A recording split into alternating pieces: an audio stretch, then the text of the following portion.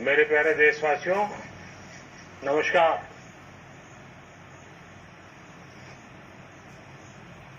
Corona वैश्विक महामारी के खिलाफ लड़ते लड़ते अब हम अनलॉक 2 में प्रवेश कर रहे हैं और हम उस मौसम में भी प्रवेश कर रहे हैं जहां सर्दी, जुकाम, खांसी, बुखार, ये सारे न जाने क्या क्या होता है, ये मामले बढ़ जाते हैं। ऐसे में मेरी आप सभी देशवासियों से प्रार्थना है कि ऐसे समय अपना ध्यान रखिए। साथियों,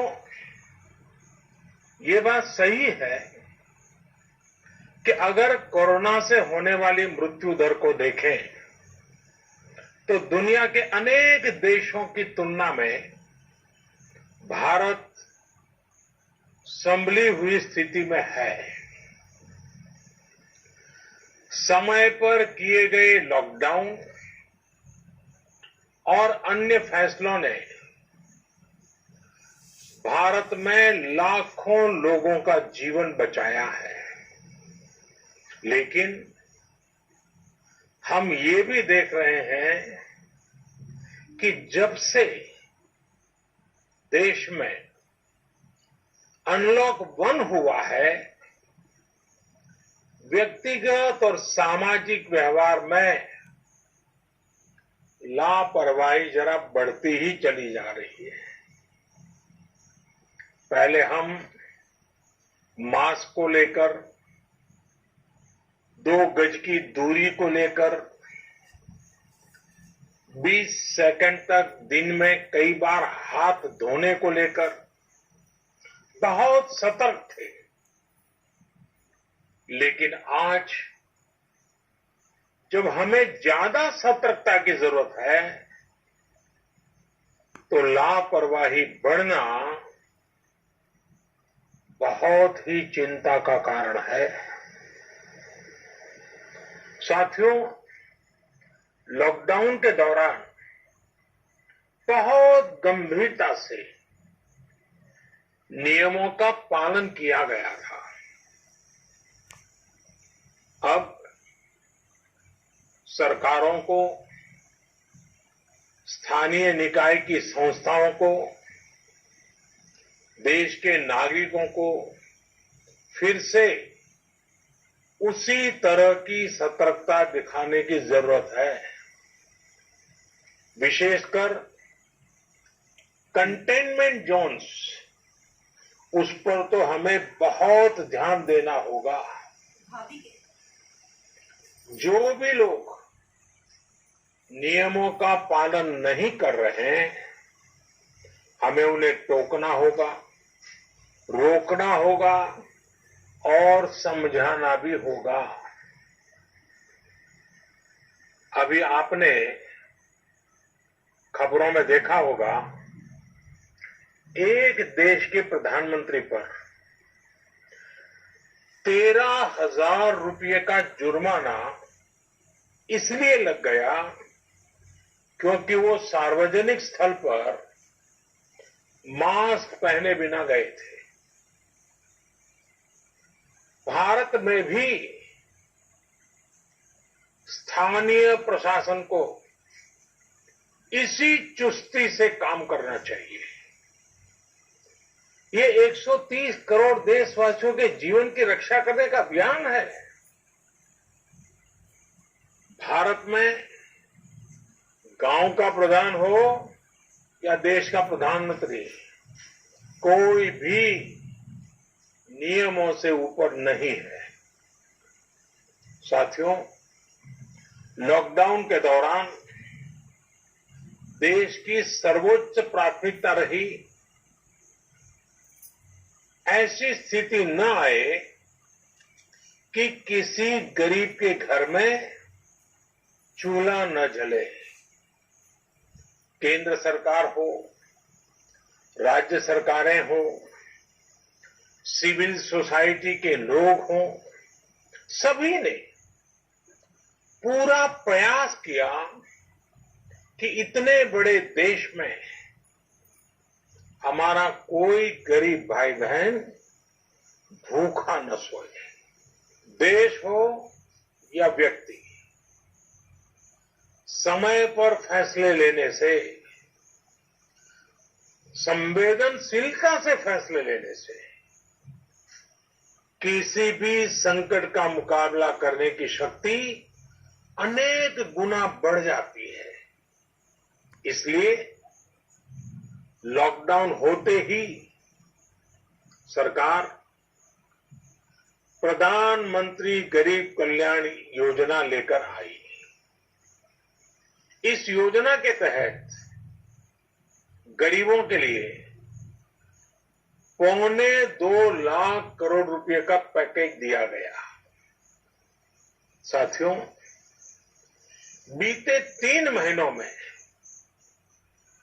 20 करोड़ गरीब परिवारों के जनधन खातों में सीधे 31,000 करोड़ रुपया जमा करवाए गए हैं। इस दौरान 9 करोड़ से अधिक किसानों के बैंक खातों में 18,000 करोड़ रुपए जमा हुए हैं। इसके साथ ही गांवों में श्रमिकों को रोजगार देने के लिए प्रधानमंत्री गरीब कल्याण रोजगार अभियान तेज गति से आरंभ कर दिया गया है। इस पर सरकार 50,000 करोड़ रुपए खर्च कर रही है। लेकिन साथियों, एक और बड़ी बात है जिसने दुनिया को भी हैरान किया है, आश्चर्य में डुबो दिया है। वो ये कि कोरोना से लड़ते हुए भारत में 80 करोड़ से ज्यादा लोगों को 3 महीने का राशन, यानी परिवार के हर सदस्य को 5 किलो गेहूं या चावल मुफ्त दिया गया। इसके अतिरिक्त प्रति परिवार हर महीने 1 किलो दाल भी मुफ्त दी गई। यानी एक तरह से देखें तो अमेरिका की कुल जनसंख्या से 2.5 गुना अधिक लोगों को, ब्रिटेन की जनसंख्या से 12 गुना अधिक लोगों को और यूरोपियन यूनियन की आबादी से लगभग 2 गुने से ज्यादा लोगों को हमारी सरकार ने मुफ्त अनाज दिया है। साथियों, आज मैं इसी से जुड़ी एक महत्वपूर्ण घोषणा करने जा रहा हूं। साथियों, हमारे यहां वर्षा ऋतु के दौरान और उसके बाद मुख्य तौर पर कृषि क्षेत्र में, एग्रीकल्चर सेक्टर में ही ज्यादा काम होता है। अन्य दूसरे सेक्टरों में थोड़ी सुस्ती रहती है। जुलाई से धीरे धीरे त्योहारों का भी माहौल बनने लगता है। अब आप देखिए, अभी 5 जुलाई को गुरु पूर्णिमा है, फिर सावन शुरू हो रहा है, फिर 15 अगस्त आएगी, रक्षाबंधन आएगा, कृष्ण जन्माष्टमी आएगी, गणेश चतुर्थी आएगी, ओणम होगा और आगे जाए तो काटी बिहू है, नवरात्रि है, दुर्गा पूजा है, दशहरा है, दीपावली है, छठी मैया की पूजा है।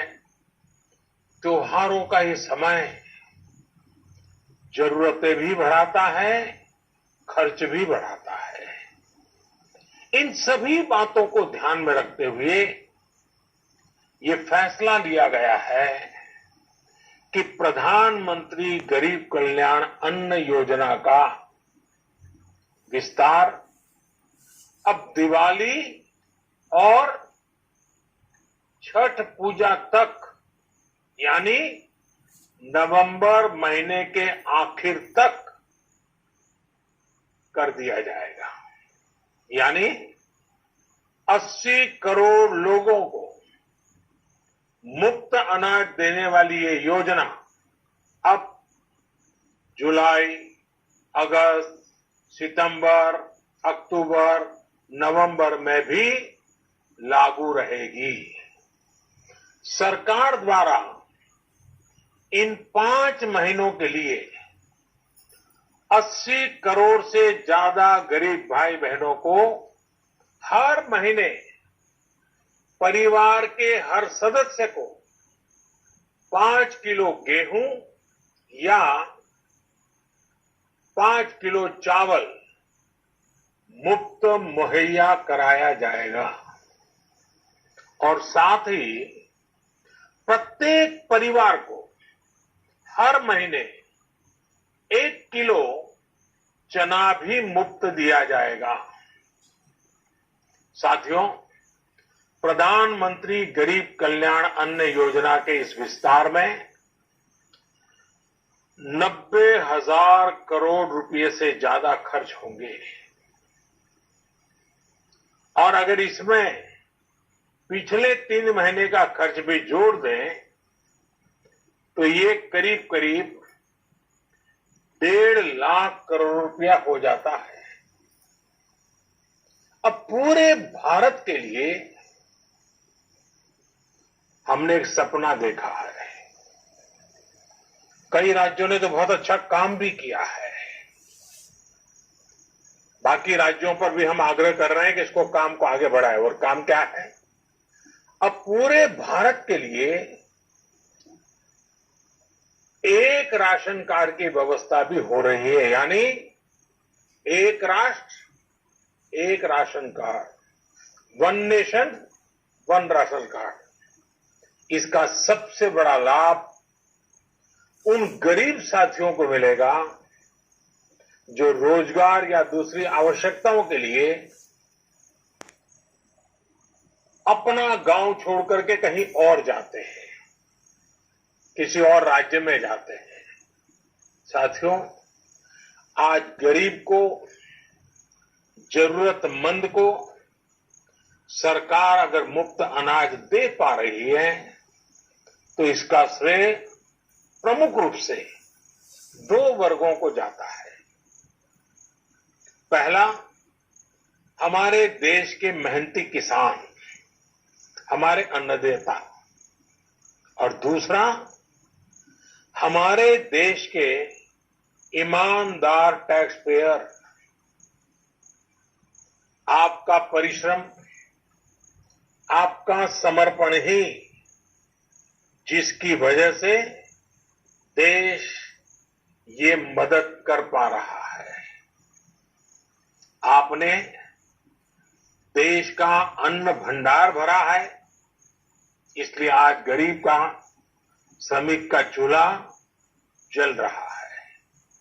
आपने ईमानदारी से टैक्स भरा है, अपना दायित्व निभाया है, इसलिए आज देश का गरीब इतने बड़े संकट से मुकाबला कर पा रहा है। मैं आज हर गरीब के साथ ही देश के हर किसान, हर टैक्स पेयर का हृदय से बहुत बहुत अभिनंदन करता हूं, उन्हें नमन करता हूं। साथियों, आने वाले समय में हम अपने प्रयासों को और तेज करेंगे। हम गरीब, पीड़ित, शोषित, वंचित हर किसी को सशक्त करने के लिए निरंतर काम करेंगे। हम सारी एहतियात बरतते हुए इकोनॉमिक एक्टिविटीज को और आगे बढ़ाएंगे। हम आत्मनिर्भर भारत के लिए दिन रात एक करेंगे। हम सब लोकल के लिए वोकल होंगे। इसी संकल्प के साथ हम 130 करोड़ देशवासियों को मिलजुल करके संकल्प के साथ काम भी करना है, आगे भी बढ़ना है। फिर से एक बार मैं आप सबसे प्रार्थना करता हूं, आपके लिए भी प्रार्थना करता हूं, आपसे आग्रह भी करता हूं, आप सभी स्वस्थ रहिए, 2 गज की दूरी का पालन करते रहिए, गमछा, फेस कवर, मास्क ये हमेशा उपयोग कीजिए, कोई लापरवाही मत बरतिए। इसी आग्रह, इसी कामना के साथ मैं आप सभी को बहुत बहुत शुभकामनाएं देता हूं। धन्यवाद।